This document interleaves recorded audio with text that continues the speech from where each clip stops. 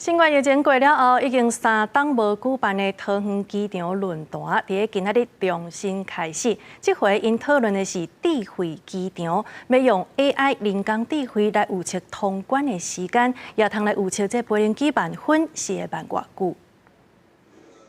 我可以进行消毒、巡逻。准备小台湾自细机器人伫人群中转来转去，自动辨识会当行的路线。装铁式手骨会当带高物品，也会当放消毒用品。伫疫情期间，已经伫松山甲桃园两机场为旅客提供消毒服务。营业旅客量伫年底会恢复到疫情进前的70%运量。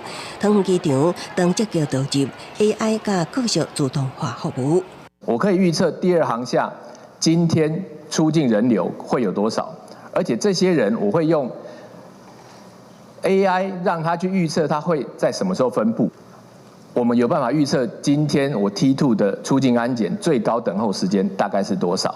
透过安检人次预报，计算上尖峰的时段，会当预测等候时间，机动加开通关柜台，相关功能拢在测试中。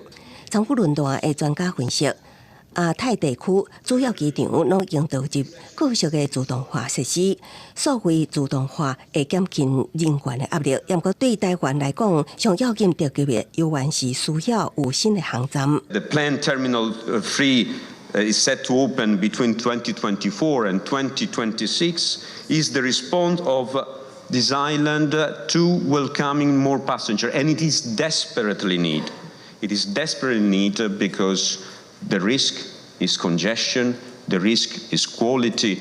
专家提醒，就是大数据甲人工智慧机场是主流趋势，也不过风险是网络的攻击危机，需要伫建设过程中考量到应用对策。记者综合报道。